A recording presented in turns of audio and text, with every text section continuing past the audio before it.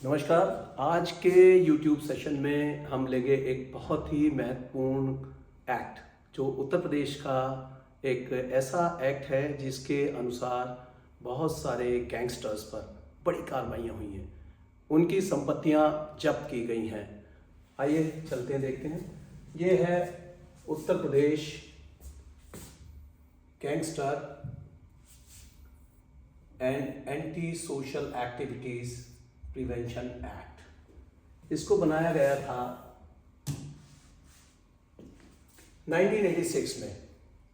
Uttar Pradesh gangster and anti social activities prevention act 1986, ये UP का act number 7 है 1986 का।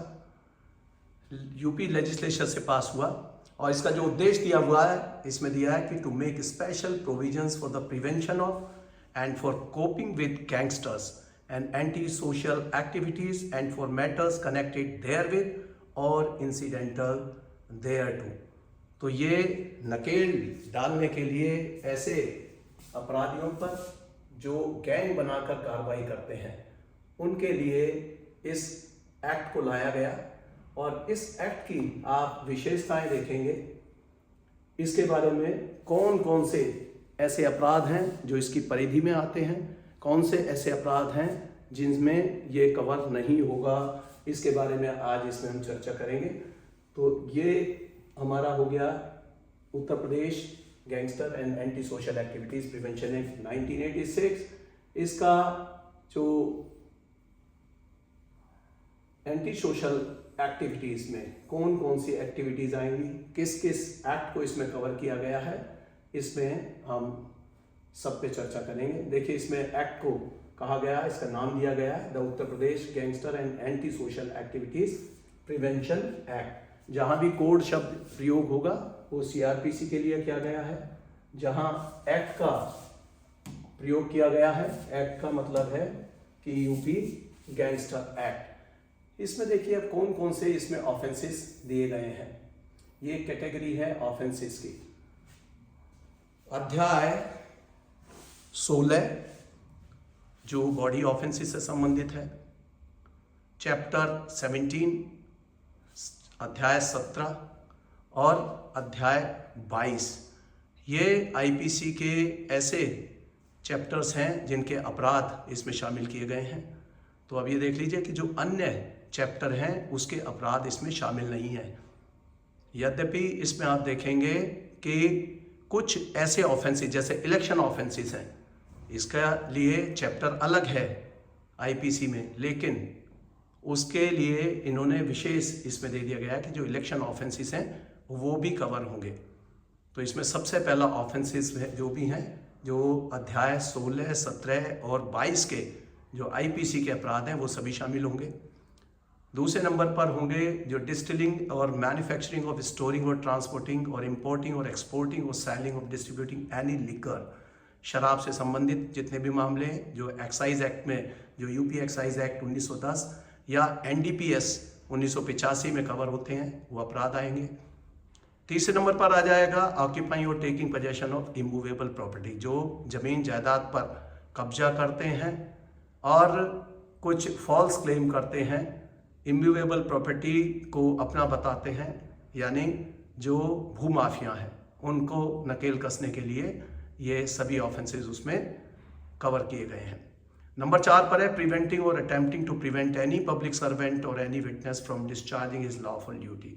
अगर किसी को कोई डराएगा, धमकाएगा, गवाही देने से मना करेगा, पब्लिक सर्वेंट को लॉफुल कार्य करने से मना करेगा, वह कवर होंगे इसमें। 5वां आ जाएगा offences punishable under the suppression of immoral traffic in women and girls act 1956, जिसे आप सीटा या ईटा बोलते हैं। उसके जो ऑफेंसेस हैं, जो ब्रोथल चलाना या किसी को मजबूर करना वेश्यावृत्ति के लिए, ये सभी ऑफेंसेस उसमें आएंगे। नंबर 6 पर है offences punishable under section 3 of public gambling act 1867, जो नाल निकालते हैं, जुआ सट्टा खिलाते हैं, उसके ये ऑफेंसेस इसमें आ जाएंगे। 7वें नंबर पर preventing any person from offering bid in auction lawfully conducted, कोई ऐसा टेंडर इनवाइट किया गया है जो गवर्नमेंट डिपार्टमेंट के द्वारा या लोकल बॉडी के द्वारा उसमें कोई रोकता है किसी को टेंडर डालने से, ऐसे ऑफेंसेस आ जाएंगे। 8वां है प्रिवेंटिंग और disturbing smooth running by any person of lawful business profession trade and employment. कोई अपना सही कारोबार कर रहा है, लॉफुल कारोबार कर रहा है, उसको अगर कोई रोकता है तो ये सभी ऑफेंसेस इसमें आएंगे नंबर 8 के तहत। नंबर 9 ये इसमें आ जाएंगे offences punishable under section 171E of Indian penal code, अर्थात इसमें आ जाएंगे जो भी इलेक्शंस के दौरान कोई गड़बड़ी करता है, फिजिकली प्रिवेंट करता है वोटर को वोट डालने से, उसका जो इलेक्टोरल राइट्स है उसका हनन करता है, तब ये ऑफेंसेस भी उसमें होंगे। नंबर 10 है inciting others to resort to violence to disturb communal harmony. अगर कोई सांप्रदायिक उन्माद फैलाता है, वायलेंस फैलाता है, वो भी इसमें आएगा। नंबर 11 पर है क्रिएटिंग पैनिक अलार्म और टेरर इन पब्लिक। अगर कोई किसी तरह का कोई इस तरह का पैनिक फैलाने की कोशिश करता है जिससे लोगों में कोई डर भय व्याप्त हो जाए, जैसे आपने देखा होगा कि भेड़िया आ गया या मुंह नोचो आ गया, इस तरह का कोई अफवाह फैलाता, तो ऐसे व्यक्तियों को भी इसमें कवर किया गया है। 12वां है टेरराइजिंग और असॉल्टिंग एम्प्लॉयज़ और ओनर्स और ऑक्यूपायर्स और पब्लिक और प्राइवेट अंडरटेकिंग्स। फैक्ट्रियों में, पब्लिक अंडरटेकिंग्स में अगर कोई किसी मैनेजमेंट के या व्यक्ति को या वर्कर को डराता धमकाता है और मिसचीव करने की कोशिश करता है, वेंडलाइज करता है प्रॉपर्टी को, तो ये भी उसमें शामिल किए गए हैं। नंबर 13 पर है इंड्यूसिंग और attempting to induce any person to go to foreign countries on false representation. इसमें आ गया है कबूतरबाजी, जो किसी को गलत उसको सपने दिखाकर या गलत तरीके से बाहर भेज देते हैं, विदेश भेजता है, ऐसे सभी मामले आएंगे। नंबर 14 पे आ जाएगा किडनैपिंग और abducting any person with intent to extort ransom, यानी 364A आईपीसी के मामले, जो फिरौती के लिए अपहरण करना।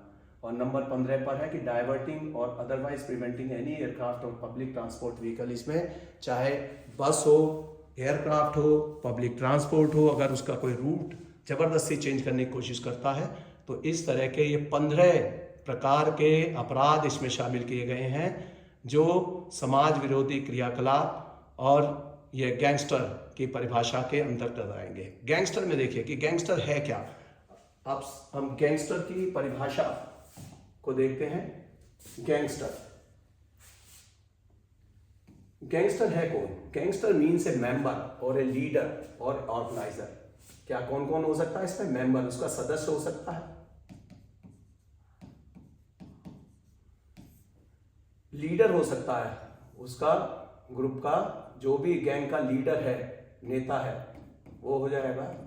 और फिर ऑर्गेनाइजर ऑफ ए गैंग, किसी ने ऑर्गेनाइज किया, गैंग को बनाया है, और इसमें वो सभी लोग शामिल होंगे इस गैंग में जो अबेटमेंट करते हैं, किसी भी तरह से उसकी सहायता करते हैं एक्टिविटीज में गैंग की। और ये सब एक्टिविटीज गैंग बनाने से पहले, बाद में, ये सभी एक्टिविटीज इसमें शामिल की गई हैं। पब्लिक सर्वेंट की बात आई थी कि पब्लिक सर्वेंट को अगर डराएगा धमकाएगा, तो इसमें पब्लिक सर्वेंट की भी डेफिनेशन दे दी गई है, वही होगी जो सेक्शन 21 आईपीसी में दी गई है। नेक्स्ट चलते हैं आगे। पेनल्टी क्या है? इसका जो सेक्शन 3 है ये इंपॉर्टेंट है। जो सेक्शन 3 है इसमें आ जाएंगी पेनल्टीज।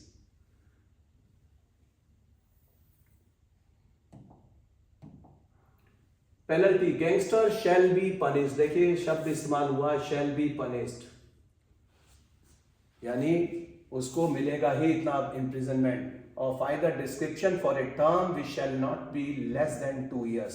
तो मिनिमम पनिशमेंट कितना हो गया इसमें? 2 years का,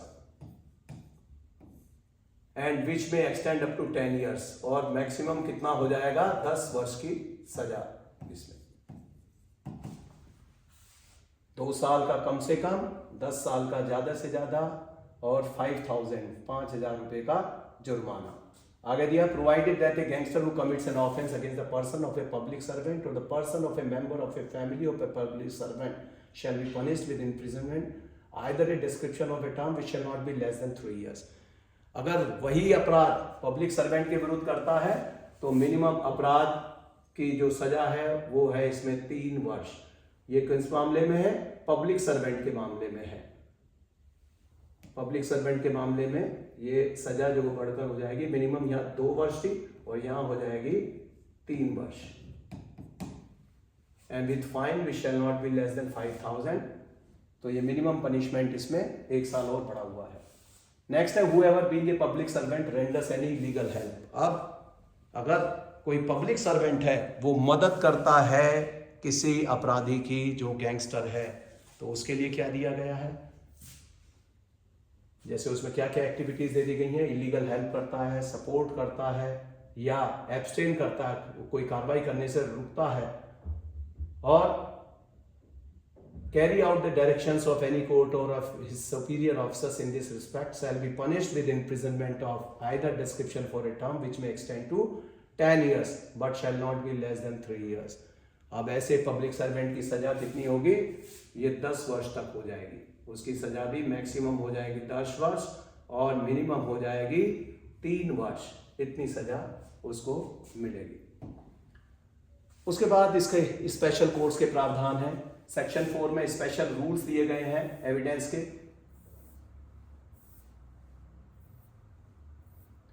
सेक्शन 5 में स्पेशल कोर्ट्स की बात है। आपने देखा होगा गैंगस्टर के लिए अलग कोर्ट बनाई गई है। जहां जहां भी गैंगस्टर्स की अलग कोर्ट बनाई गई हैं उसमें फास्ट ट्रैक में काम करते हैं और डे टू डे हियरिंग होती है। ये प्रावधान है। तो ये स्पेशल कोर्ट का प्रावधान किसमें दिया गया है? सेक्शन 5 के अंतर्गत दिया गया था। State government may, if it considers necessary, so to do in the interest of speedy trial offences under this act for the whole or any part of the state constitute one or more special courts। एक से ज्यादा भी special courts हो सकती हैं।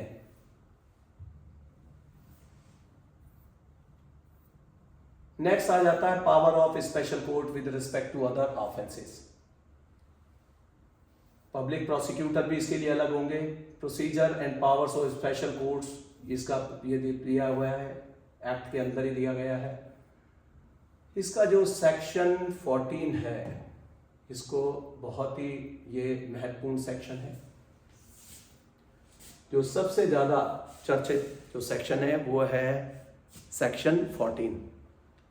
14(1) की कार्रवाई आपने सुना होगा। ये 14(1) ये कार्रवाई है। तो ये क्या कार्रवाई होती है 14(1) की? 14(1) की कार्रवाई के अंतर्गत डिस्ट्रिक्ट मजिस्ट्रेट को यह पावर दी गई है कि कोई भी मूवेबल या इमूवेबल प्रॉपर्टी जो किसी गैंगस्टर द्वारा अर्जित की गई है, ऑफेंस के जरिए उसने कमाई है, तो ऐसी प्रॉपर्टी का अटैचमेंट किया जा सकता है और वेदर और not cognizance of such offence has been taken by any court. अगर वो कोर्ट में चल रहा है मामला तो भी ठीक है और नहीं भी चल रहा है तो दोनों मामलों में district magistrate movable immovable property को अटैच कर सकता है। तो इसे कहते हैं 14(1) की कार्रवाई। करोड़ों अरबों की संपत्ति उत्तर प्रदेश में इस प्रकार की जब्त की गई है। तो ये प्रावधान है 14(1) का। 14(2) में दिया गया कि provision of the code shall mutatis mutandis apply to every such attachment. ये सीआरपीसी के ये बाकी जो प्रोविजन है वो भी उसमें सभी लगेंगे। आगे जो प्रोसीजर दिया गया वो दिया गया है कि डिस्ट्रिक्ट मजिस्ट्रेट ने प्रॉपर्टी अटैच कर दी, उसके लिए किसी को केयर टेकर भी रख सकते हैं। उसके डे टू डे वर्किंग है, कोई उसकी प्रॉपर्टी है, उसमें एक केयर टेकर रख के उसको चलाया भी जा सकता है। और उसके बाद जो डिस्ट्रिक्ट मजिस्ट्रेट हैं उनको ये भी पावर दी गई है कि उनको अगर रिप्रेजेंटेशन दिया जाता है तो उसको बाद में उसका फाइनल ऑर्डर भी वो डिसाइड कर सकते हैं। वो जो भी गैंगस्टर है या उसकी प्रॉपर्टी जो जब्त की गई है उसके वो किस प्रकार से वह प्रॉपर्टी अटैचमेंट से मुक्त की जा सकती है उसके बारे में दिया हुआ है सेक्शन 15, जिसमें दिया गया release of property. Release of property के बारे में सेक्शन 15 में आपको ये मिलेगा। नेक्स्ट चलते हैं। ये इंपॉर्टेंट है यहां तक, बाकी फिर इंक्वायरी होगी into character of acquisition of property. इसके लिए किसी भी अधिकारी को नियत कर सकते हैं डिस्ट्रिक्ट मजिस्ट्रेट। और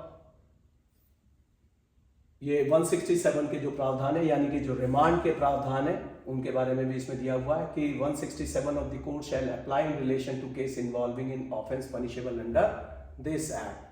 अब इसके बारे में आप देखेंगे ये एक्ट है, इसमें 24 सेक्शंस है, जिसमें यूपी ऑर्डिनेंस नंबर 4 ये लास्ट में 24 में दिया गया है, Uttar Pradesh gangster and anti social activities prevention ordinance जो इससे पहले लाया गया था 1986 में, वो इसमें कैंसिल हो जाएगा। तो ये उत्तर प्रदेश गैंगस्टर एक्ट के ये आपको प्रावधान दिए गए थे। अब आ जाती है उत्तर प्रदेश गिरोहबंद समाज विरोधी क्रियाकलाप निवारण नियमावली 2021। इससे पहले हम केवल एक्ट के अनुसार कार्य कर रहे थे, लेकिन अब उत्तर प्रदेश गिरोहबंद और समाज विरोधी क्रियाकलाप निवारण नियमावली 2021 के आने के बाद उसमें पूरा प्रोसीजर दे दिया गया है। इसका गजट नोटिफिकेशन भी कर दिया गया है और ये असाधारण गजट में 27 दिसंबर 2021 से इस नियमावली को बना दिया गया, जिसका नाम रखा गया है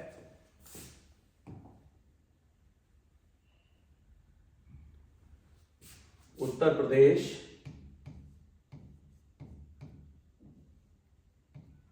गिरोहबंद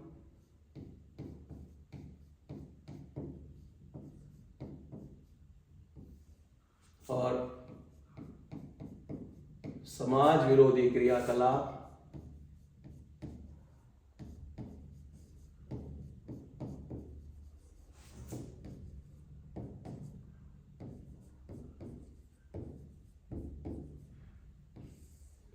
निवारण नियमावली।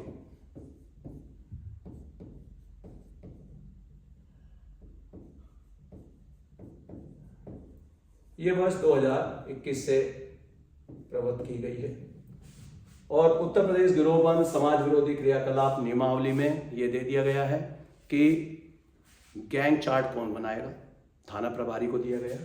इसमें थाना अध्यक्ष को पावर दी गई है कि वो गैंग चार्ट बनाएगा। एक नोडल अधिकारी होंगे जो डिप्टी एसपी रैंक से नीचे नहीं होंगे या एडिशनल एसपी हो सकते हैं। इनको कौन नियत करेगा, ये जो तय करेंगे नोडल अधिकारी, ये तय किए जाएंगे एसएसपी के द्वारा या कमिश्नर ऑफ पुलिस के द्वारा। ये डिप्टी एसपी या एडिशनल एसपी हो सकते हैं जो नोडल अधिकारी होंगे। इनके द्वारा गैंग चार्ट प्रिपेयर किया जाएगा थाना अध्यक्ष के द्वारा।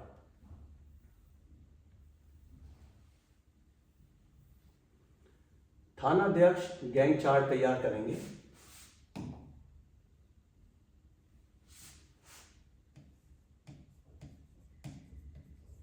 गैंग चार्ट बनाएंगे। गैंग चार्ट में पूरे गैंग के नाम आएंगे। इसमें जितने भी जो सदस्य होंगे उनका पता, उनका आधार कार्ड नंबर, उनका जो गैंग लीडर है वो कौन होगा, इसके बारे में सभी गैंग चार्ट में सूचना दी जाएगी। गैंग चार्ट में जितनी भी उनकी प्रॉपर्टीज है उनको भी आइडेंटिफाई किया जाएगा। डिप्टी एसपी या एडिशनल एसपी, पहले डिप्टी एसपी इसको स्क्रूटनी करेंगे कि जो इसमें एंट्रीज की गई हैं उसमें किसी गैंग मेंबर को छोड़ा नहीं गया है। उसके बाद ये जो चार्ट है, जो गैंग चार्ट बनाया जाएगा, ये भेजा जाएगा एसएसपी को या एसपी जो भी जिला पुलिस प्रमुख है। उसके बाद वो भी चेक करेंगे और इसको फिर आगे भेजेंगे अप्रूवल के लिए डिस्ट्रिक्ट मैजिस्ट्रेट को। जहां कमिश्नरेट सिस्टम आ गया है वहां पर कमिश्नर ऑफ पुलिस को ये पावर दी गई है, जो डीएम की पावर्स हैं उनको दे दी गई हैं। और यहाँ डिस्ट्रिक्ट मैजिस्ट्रेट के पास ये जाएगा और यहाँ एसएसपी का ये इससे पहले जो स्टेज बना दी गई है ये एडिशनल सीपी कर सकते हैं ये काम। तो ये रिकमेंड करके भेजेंगे और सीपी या डीएम के द्वारा इस गैंग चार्ट का अनुमोदन किया जाएगा। उसके बाद इसमें धारा 3 के अंतर्गत जो केस है उसको रजिस्टर कर लिया जाएगा, जो गैंगस्टर एक्ट में केस दर्ज होगा, और उसकी प्रॉपर्टीज़ का आकलन, उसके जितने भी सोर्स ऑफ इनकम है, लीगल इलीगल, उनके बारे में जानकारी इन्वेस्टिगेशन के दौरान की जाएगी। जब केस दर्ज हो जाएगा तो उसकी जो इन्वेस्टिगेशन है वह भी डिफरेंट थाने पर, जो एक थाने पर उसमें दर्ज किया गया है, अगर ये Uttar Pradesh gangster and anti social activities prevention act जो दर्ज किया गया थाने पर 1 पर दर्ज किया गया, तो उसके दूसरे थाने के प्रभारी को दिया जाएगा इन्वेस्टिगेशन के लिए। इन्वेस्टिगेशन के दौरान उसे सारी प्रॉपर्टीज को देखना। इसमें खास चीज क्या की गई है कि पहले बहुत सारी प्रॉपर्टीज को छोड़ दिया जाता था, कई बार गैंग में पूरे सदस्यों के नाम नहीं आते, अब ये किसी भी सदस्य को छोड़ा नहीं जा सकता। ये नहीं हो सकता कि गैंग में जो गैंग चार्ट में जितने सदस्य हैं सभी के विरुद्ध मुकदमा पंजीकृत होगा। पहले डिस्क्रिप्शन हुआ करता था, उससे पहले जो जब ये नियमावली आई, नियमावली से पहले अक्सर लोग नाम छोड़ दिया करते थे कुछ सदस्यों के, जो इंपॉर्टेंट गैंग मेंबर्स थे उन्हीं पर बना दिया। अब ये किसी के पास इस तरह का डिस्क्रिप्शन नहीं है, अब सभी सदस्यों पर यह कार्रवाई होगी, उनकी प्रॉपर्टीज का आकलन किया जाएगा, उसके बाद उनकी प्रॉपर्टी को अटैच किया जाएगा जो 14(1) में है। तो ये पूरा प्रोसीजर आपको देखने को मिलेगा जो नियमावली में दिया गया है। नियमावली में कई इस प्रकार के चेंजेस किए गए हैं। जो पहले अक्सर छूट जाते थे अपराधी, उनकी प्रॉपर्टी पहले कई बार छूट जाती थी, सारी प्रॉपर्टी जब्त नहीं हो पाती थी, लेकिन अब कोई भी प्रॉपर्टी अगर छूटती है तो इसकी जिम्मेदारी थानाध्यक्ष की होगी और आईओ की होगी कि उन्होंने किस प्रकार से इसकी प्रॉपर्टी को छोड़ दिया। यदि उसमें कोई मिलीभगत सामने आएगी तो जैसे मैंने बताया था कि पब्लिक सर्वेंट अगर कोई लापरवाही करता है तो उनके लिए जो मिनिमम सज़ा का प्रावधान है वो 3 वर्ष की सज़ा है और मैक्सिमम जो 10 वर्ष तक हो सकती है। इसमें मामले कौन से आएंगे? तो पहले मैंने बताया था कि इसमें जो मामले हैं सभी गैंगस्टर एक्ट में हम लेते हैं जो अध्याय मैंने बताया 16, 17, 22 आईपीसी के। इसके अतिरिक्त अगर एक और देखना है कि क्या ये जो अपराध किया गया क्यों किया गया, क्या लोक व्यवस्था को अशांत करने के लिए किया गया है और या वो स्वयं के लिए कोई अनुचित लौकिक, आर्थिक, भौतिक या धन संबंधी लाभ प्राप्त करने के लिए एकल रूप से किया गया है या शामिल रूप से किया गया है। तो ये गिरोह के जो दायित्व के संबंधी नियम ये भी 3 क में दे दिए गए हैं। जो रूल नंबर 3 है, 3 क में बता दिया गया है कि कौन कौन से मामलों में गैंगस्टर एक्ट लगेगा। इस नियमावली का जो नियम संख्या 3 है उसमें बता दिया गया है। तो क्या क्या हो सकता है? लोक शांति भंग करना,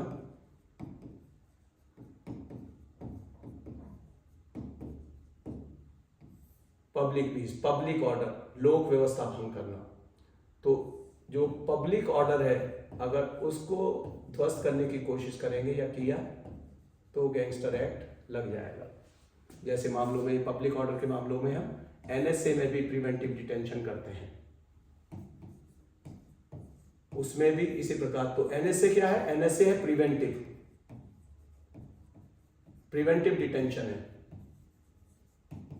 लेकिन ये आपराधिक मामला बन जाता है अगर हम यूपी गैंगस्टर एक्ट का मुकदमा पंजीकृत करते हैं। तो इसमें भी नियम 3 में जो दिया गया है लोक शांति भंग करने के मामले हैं और किसी भी प्रकार का गेम जैसे भौतिक लाभ के लिए करता है,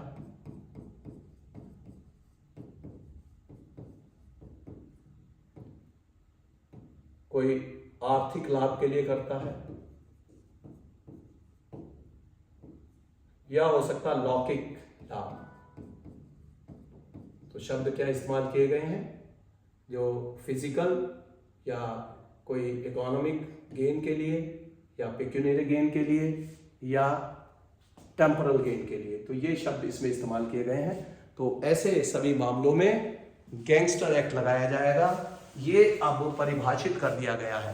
पहले कई बार गैंगस्टर नहीं भी बनता, ऐसे मामलों में भी जबरदस्ती अगर लगा दिया जाता छोटे छोटे मामलों में, तो उसको रोकने के लिए ये नियम 3 का बना दिया गया है। घटना स्थल पर गिरोहबंद की उपस्थिति हो या ना हो, अगर वो गैंग का मेंबर है उसके बावजूद भी उस पर कार्रवाई की जा सकती है।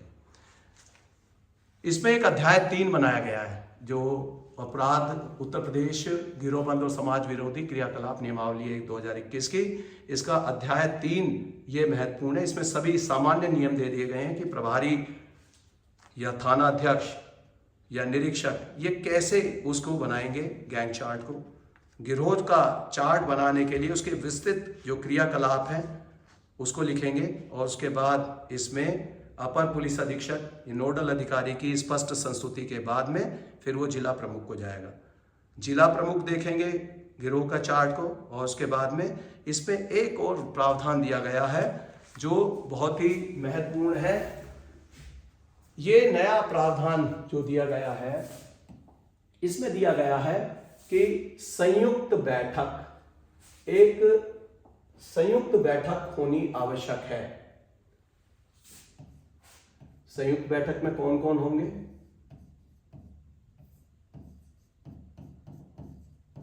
संयुक्त बैठक तो इसमें होने चाहिए कमिश्नर ऑफ पुलिस या डीएम, प्लस इसमें एसएसपी या एडिशनल सीपी, फिर नोडल अधिकारी, फिर एसओ या एसएचओ। ये उस मीटिंग में होने चाहिए जिस मीटिंग में यह तय किया जाता है कि गैंगस्टर जिसके ऊपर लगाया जा रहा है वह क्या किन किन अपराधों में शामिल है, उसकी समीक्षा की जा रही है और उसके कौन कौन से केस हैं, किस किस में चार्जशीट लग चुकी है, किन में इन्वेस्टिगेशन अभी चल रहा है। तो इस तरह की एक जो बैठक का इसमें प्रावधान कर दिया गया है, इसका कार्यव्रत भी जारी होना चाहिए। तो ये कई बार अभी भी इसको फॉलो नहीं करते, तो ये यहाँ से कार्रवाई विशेष हो सकती है। गिरोह का जो चार्ट है वो बहुत ही सुसंगत और ऐसा होना चाहिए जिसमें स्पष्ट उल्लेख किया जाए कि कौन क्या कृत्य करता है, कौन गैंग लीडर है, कौन व्यक्ति उसमें किस प्रकार की भूमिका निभा रहा है। तो ये इसमें नियमावली में आपको सभी प्रावधान मिल जाएंगे। तो जो आईओ हैं या इससे जुड़े हुए जो गैंगस्टर एक्ट के अंतर्गत जो कार्य कर रहे हैं उनको ये सावधानी बरतनी होगी कि इसमें शुद्ध और सही सूचना ही अभिलिखित की जाए और इसका उत्तरदायित्व तो सबसे ज़्यादा पुलिस के थाने के प्रभारी को दिया गया, थानाध्यक्ष को दिया गया है। इसमें विभागीय दंड का भी प्रावधान किया गया है। अगर कोई ऐसे मामले में जो सही कार्रवाई नहीं करते हैं तो तब दंडिक कार्रवाई भी की जा सकती है थाना प्रभारी पर। अधिनियम की जो धारा 4 है, तो गिरोह का जो सरगना है उसमें समस्त सदस्यों के विरुद्ध समस्त आपराधिक मामले, चाहे वो कहीं भी हो, किसी भी थाने के हो, और इसके लिए आपको मदद लेनी होगी। क्या आप देखते हैं कि सभी थानों पर आजकल सीसीटीएनएस काम करता है, तो सीसीटीएनएस की मदद लेनी होगी। अपने थाने का जो रिकॉर्ड है वो देखना होगा, कौन कौन से अपराध दर्ज है, सीसीटीएनएस का। फिर आ गया inter operable criminal justice system, ICJS। ये भी कंप्यूटराइज्ड प्रोग्राम है जो सभी कोर्ट्स में लागू कर दिया गया है। तो इससे जितने भी डाटा मिलते हैं इन समस्त डाटा को प्रयोग किया जाएगा जब गैंग चार्ट बनाया जाएगा। इस नियमावली में और भी काफी सारे प्रावधान दिए गए हैं, लेकिन जो आधारभूत मामले हैं गिरोह चार्ट में अब ये देखना होगा कि इसमें ज्यादा पुराने मामले जिनमें एक बार पहले कार्रवाई हो चुकी है वो मामले शामिल नहीं करने हैं, नए मामले होने चाहिए। और जिन मामलों पर पहले गैंगस्टर एक्ट की कार्रवाई हो चुकी है उनको इसमें शामिल नहीं करना है। कई बार दुविधा रहती है कि क्या सिंगल केस पर भी गैंगस्टर एक्ट की कार्रवाई की जा सकती है, तो हाँ, इसका उत्तर होगा कि हाँ, सिंगल एक्ट पर भी अगर कोई एक ही अपराध है उस पर भी कार्रवाई की जा सकती है। यदि कोई 376 का ऑफेंस है, 302 का ऑफेंस है, अगर वो ऑफेंस भी किया है उसके साथ साथ ही इन्वेस्टिगेशन के दौरान ही अगर एविडेंस आ गए तब भी गैंगस्टर एक्ट की कार्रवाई की जा सकती है। इसके लिए जो अन्वेषण में भी आपको बहुत ही सावधानी बरतनी होगी कि इसमें कोई भी ऐसा व्यक्ति जो 18 वर्ष से जिसकी कम आयु है, जिसकी बिलो 18 ईयर्स, 18 वर्ष से कम आयु का जो अपराधी है उस पर गैंगस्टर नहीं लगेगा सामान्यतः।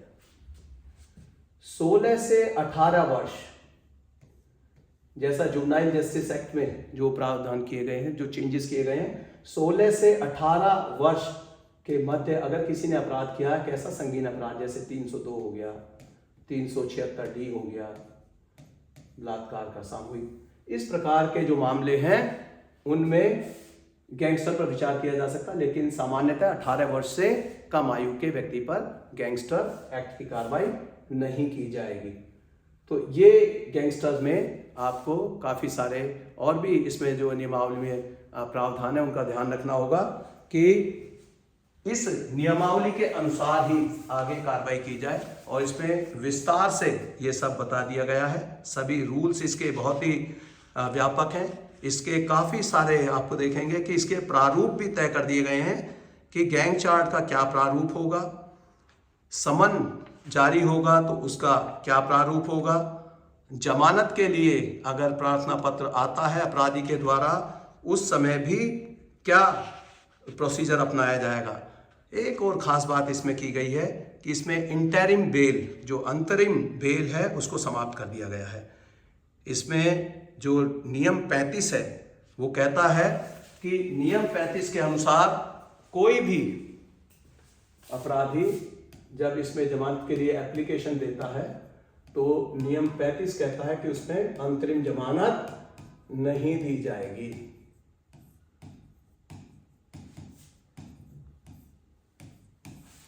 अंतरिम जमानत का प्रावधान इसमें नहीं है।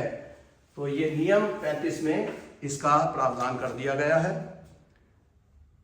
अब अध्याय 6 में इसमें दिया गया है कि अपराध के फलस्वरूप जो अर्जित संपत्ति है उसकी कुर्की की कार्रवाई कैसे की जाएगी। तो उसके लिए आपको प्रॉपर्टी का आकलन करना होगा। गिरोहबंद की जो संपत्ति है वो सारी कुर्क किए जानी आवश्यक है। सभी संपत्तियों का पता लगाया जाना चाहिए। अगर उसमें कोई लापरवाही करता है तो ऐसे में कार्रवाई थानाध्यक्ष के विरुद्ध भी की जा सकती है। गिरोहबंद की संपत्ति की कुर्की की रिपोर्ट जानी चाहिए। इसके लिए 2 रजिस्टर भी अनिवार्य कर दिए गए हैं। 2 पंजिकाएं जो थाने पे रखी जाएंगी, उसमें एक गैंग पंजी, ये प्रत्येक थाने पर एक गैंग पंजी का होना आवश्यक है।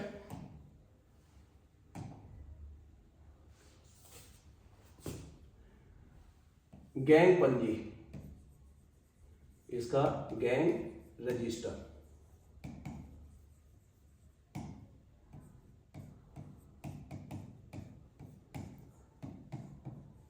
इसमें कॉलम बना दिए गए हैं। ये भी दे दिया गया है कि गैंग पंजी कैसे बनाई जाएगी। गैंग पंजी में एक महत्वपूर्ण कॉलम है जो प्रॉपर्टी के बारे में आता है, जो संपत्ति के बारे में आएगा। इसमें सभी संपत्ति का विवरण गैंग पंजी में आ जाना चाहिए। ये गैंग पंजी अध्यावधिक हर वक्त रखनी है।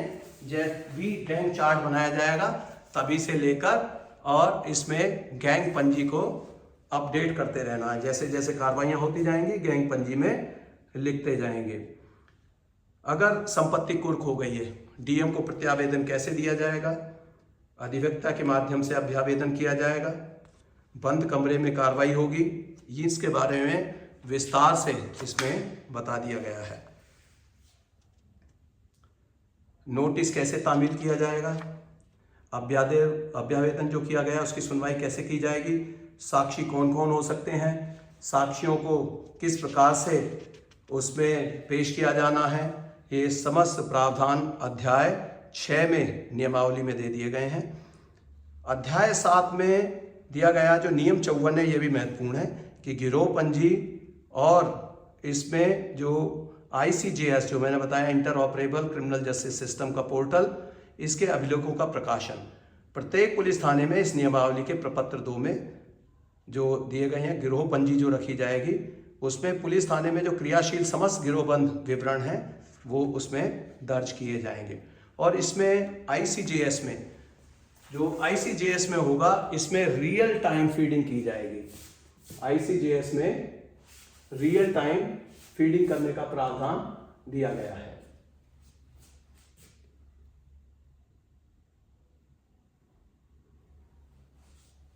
ICJS मैंने बताया जाता है, इंटर ऑपरेबल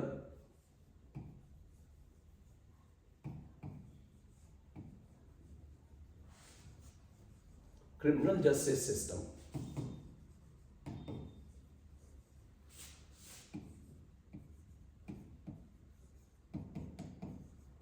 ये जैसे CCTNS है पुलिस थानों में, उसी तरह का ये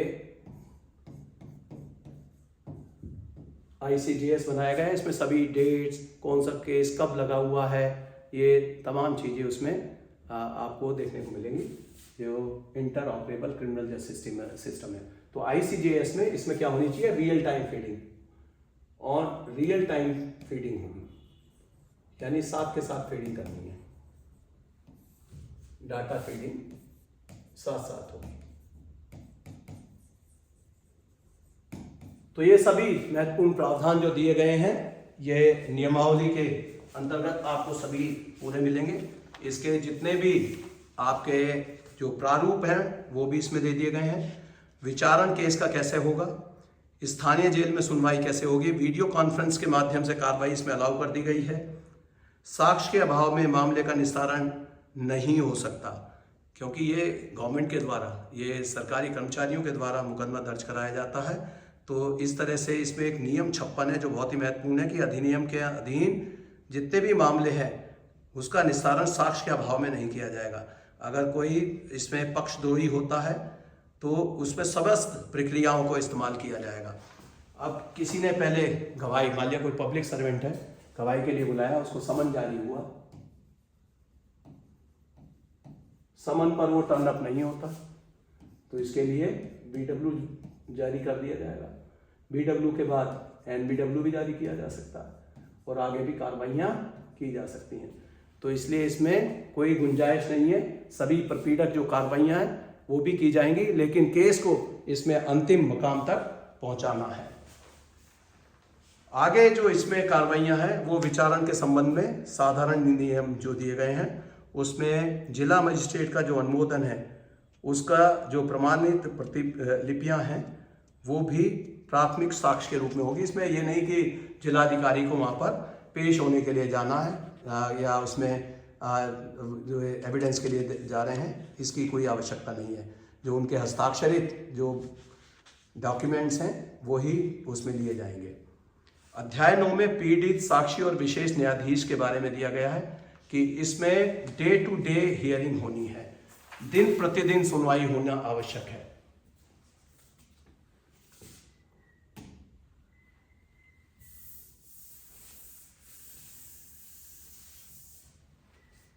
तो इसमें जो प्रावधान दिया गया है वो दिन प्रतिदिन सुनवाई के लिए दिया गया है।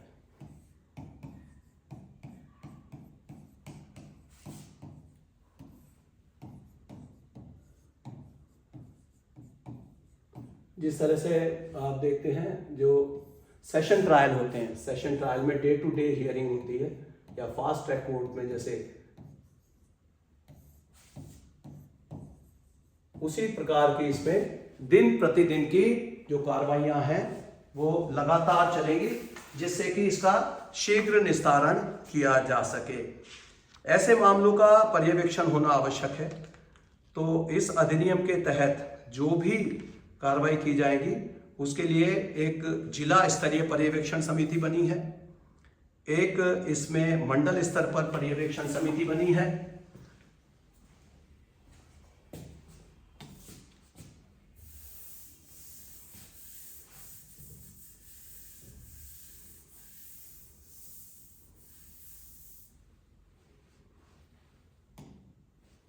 इसमें एक जिला स्तर की पर्यवेक्षण समिति है।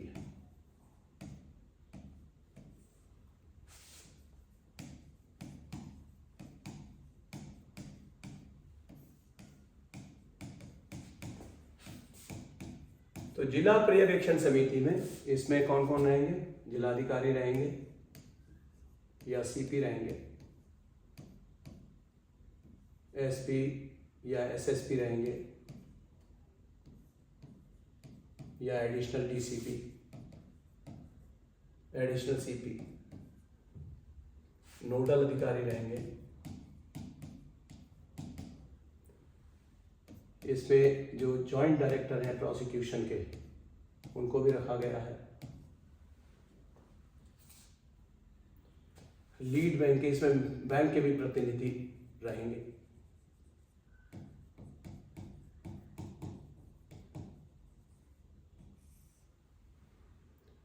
और इसमें एक और खास दिया गया कि जीएसटी, इनकम टैक्स, इनके भी अधिकारी रहेंगे। ये जिला पर्यवेक्षण समिति है। इसी प्रकार की जो दूसरे स्तर की जो समिति है वो बनाई गई है मंडल स्तर की, मंडल स्तर की पर्यवेक्षण समिति है। इसमें कौन होंगे? मंडल कमिश्नर होंगे, डिविजनल कमिश्नर। डिविजनल कमिश्नर के साथ में इसमें आईजी रहेंगे, जेडी प्रोसिक्यूशन रहेंगे,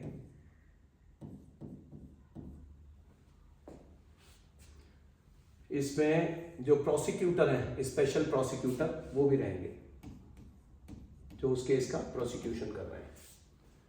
जेडीपी रहेंगे। इसी प्रकार से इसमें लीड बैंक के जनरल मैनेजर्स रहेंगे, आईटी, इनकम टैक्स डिपार्टमेंट के रहेंगे, जीएसटी के अधिकारी रहेंगे। ये मंडल स्तर की कमेटी हो जाएगी। नंबर 3 पे कमेटी आ जाती है फिर राज्य स्तर पर।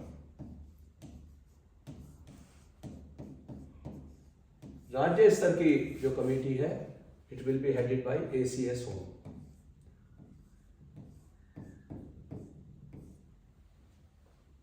एसीएस होम के साथ में इसके 2 उपाध्यक्ष होंगे, ये अध्यक्ष होंगे, प्रेसिडेंट होंगे। इसमें 2 उपाध्यक्ष होंगे, डीजीपी रहेंगे और पीएस जस्टिस, प्रमुख सचिव न्याय। इसी तरह इसमें बैंक के रिप्रेजेंटेटिव, इनकम टैक्स के हाईएस्ट ऑफिशियल, जीएसटी के हाईएस्ट ऑफिशियल, ये इसमें मेंबर रहेंगे। तो ये जो समितियां हैं 3, इनको भी महत्वपूर्ण दायित्व दिया गया है पर्यवेक्षण का। इन तीनों जो समितियों को दिया गया है कि ये लगातार उसकी समीक्षा करेंगे। जो जिला स्तरीय पर्यवेक्षण समिति है, ये पुनरीक्षण का कार्यपत्र जारी करेगी और अध्यक्ष के हस्ताक्षर से ये मंडल स्तरीय जो पर्यवेक्षण समिति है उसको अपनी रिपोर्ट भेजेगी और फिर वो गृह विभाग को भी रिपोर्ट चली जाएगी। तो इस प्रकार से इन 3 समितियों को दिया गया है कि ये समीक्षा भी करेंगे, निरंतर इसकी समीक्षा होती रहेगी। जो जिला स्तरीय समिति है वो रिव्यू करेगी, उसके बाद में मंडल स्तरीय पर्यवेक्षण समिति है जो रिव्यू करेगी।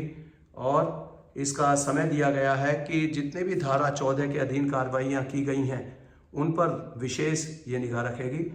मंडल स्तरीय को दिया गया है कि ये प्रत्येक 3 मास में करेगी और जो जिला स्तरीय पर्यवेक्षण समिति है वो उसका प्रत्येक 6 मास में मंडल स्तरीय पर्यवेक्षण अधिकारी द्वारा पुनरीक्षण किया जाएगा। उसके बाद में जो नोडल अधिकारी हैं इस बैठक में, वो सभी नोडल अधिकारी सभी सुसंगत सूचनाओं के साथ वो हर एक बैठक में भाग लेंगे और इन बैठकों को आयोजित कराएंगे। ये तीनों कमेटियां बहुत ही महत्वपूर्ण हैं और इसमें राज्य स्तर की जो कमेटी है, इसमें जिला स्तरीय समिति की अर्धवार्षिक जो पर्यवेक्षण है उसको राज्य स्तरीय ये समिति करेगी। इसमें दिया गया है कि राज्य स्तरीय पर्यवेक्षण समिति, मंडल स्तरीय पर्यवेक्षण समिति और जिला स्तरीय समितियों का अर्धवार्षिक पर्यवेक्षण करेगी। अपराधियों को जो दंडित किए गए हैं, यदि उनकी अविधिमान्य जो संपत्ति है, राज्य के पक्ष में उसका निस्तारण कैसे किया गया है, ये सब कार्रवाई देखी जाएगी। तो ये अपर मुख्य सचिव गृह की अध्यक्षता में ये कमेटी कार्य करेगी। इसमें जो जिला स्तरीय पर्यवेक्षण समिति है उसके पास मामलों को समाप्त करने का अधिकार है अगर कोई मामला गलत तरीके से दे दिया गया है। ऐसी बहुत सी शिकायतें आती हैं। तो इसका जो रूल नंबर 65 है, ये जिला पर्यवेक्षण समिति को एक बहुत ही महत्वपूर्ण जो अधिकार दिया गया है, नियम 65 है।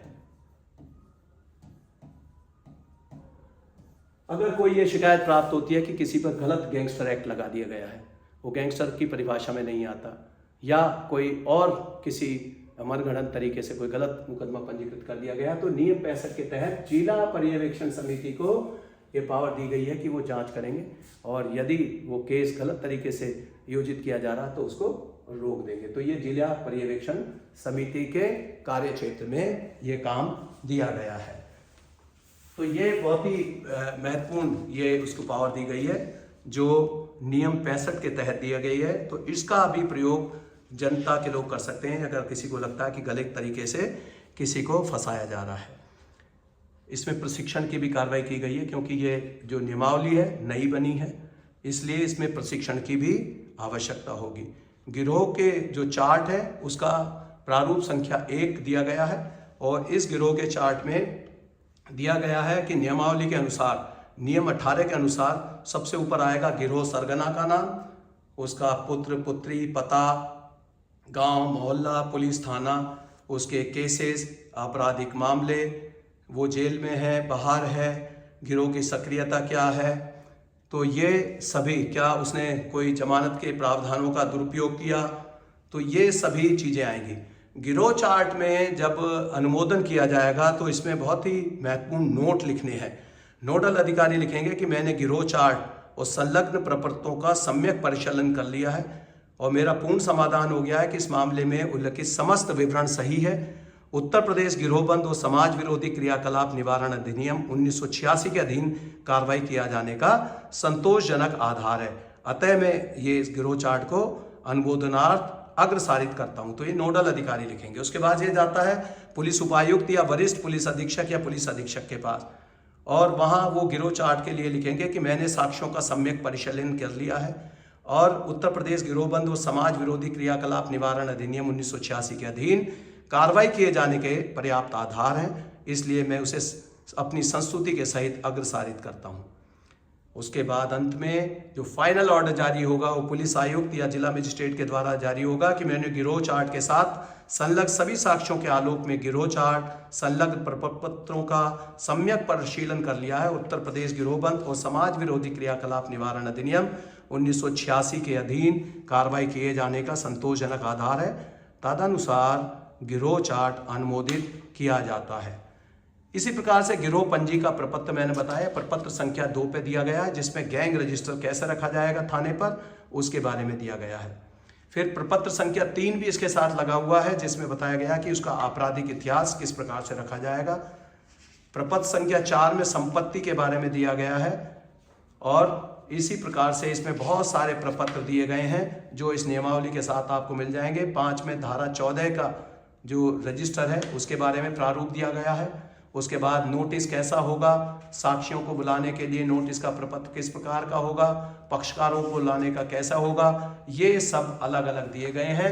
तो इस प्रकार से जो ये नियमावली है वो बहुत ही व्यापक स्तर पर इसको बता दिया गया है कि इस नियमावली में जितने भी नियम दिए गए हैं उनके अनुसार ही कार्रवाई की जाए और उसका सतत पर्यवेक्षण इन 3 समितियों के द्वारा किया जाएगा। तो ये था उत्तर प्रदेश का गैंगस्टर और समाज विरोधी क्रियाकलाप निवारण अधिनियम 1986 के अंतर्गत जो नियमावली बनाई गई है, जिसका नाम भी रखा गया उत्तर प्रदेश गैंगस्टर व समाज विरोधी क्रियाकलाप निवारण नियमावली वर्ष 2021। इसके विभिन्न प्रावधानों का बारे में बताया गया।